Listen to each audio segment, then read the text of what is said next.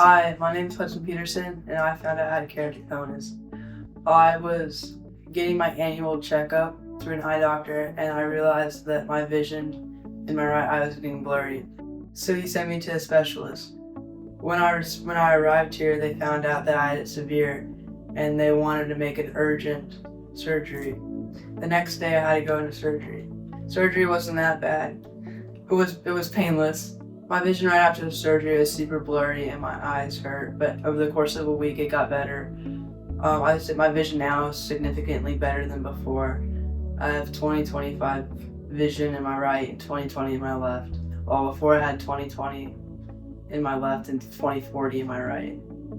Before I had trouble seeing things far away in my right eye. Now I can read better after the surgery. I recommend it to people who know they have it in the family or they notice their eyesight deteriorating.